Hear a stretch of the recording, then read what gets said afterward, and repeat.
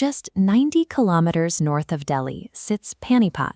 Today, it's an ordinary city, but over the course of 2 centuries, its soil hosted 3 massive battles that dictated the future of the Indian subcontinent. For hundreds of years, Delhi was the administrative and symbolic seat of power.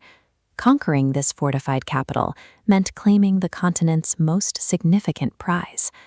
If capturing the throne was the goal, armies should have clashed directly at the city gates. Yet the bloodiest, most decisive conflicts continually broke out almost 100 kilometers away. Armies didn't choose Panipat by accident.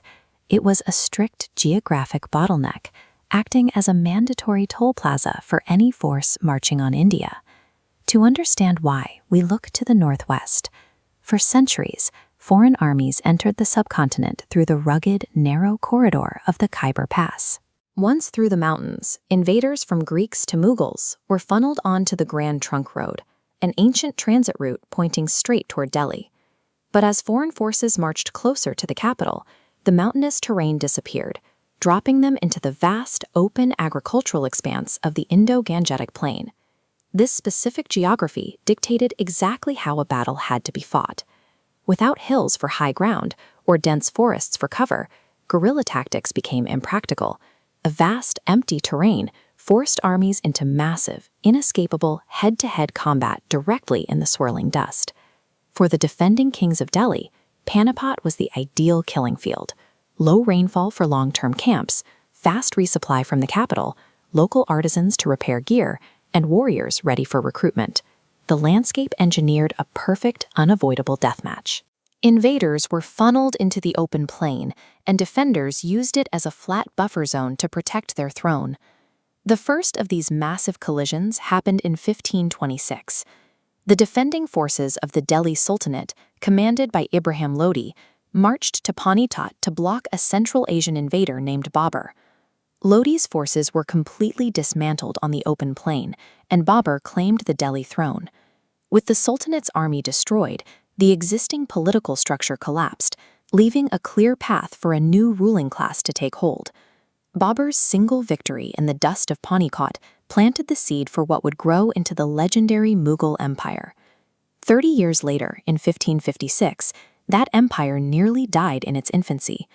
The Mughals were nominally led by a 13-year-old boy named Akbar, and their grip on the territory was slipping.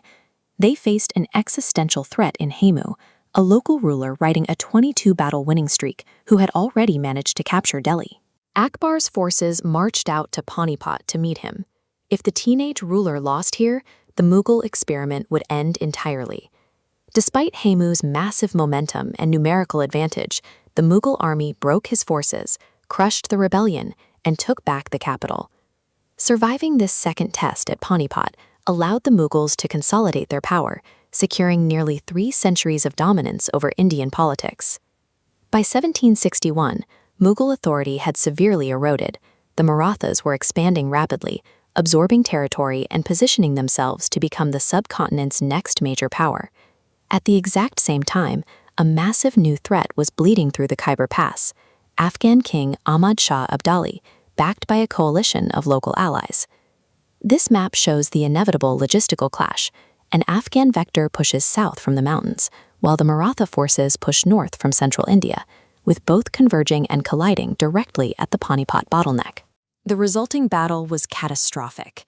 The Maratha Peshwas suffered immense casualties, their army entirely broken by the Afghan coalition. This defeat stopped Maratha expansion cold, decisively preventing them from solidifying control over North India.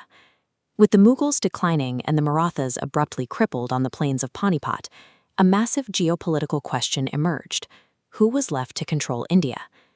After 1761, the territorial spheres of the Mughals and Marathas rapidly shrank back, leaving a massive political void in the continent's center. The entity that filled this vacuum arrived by sea.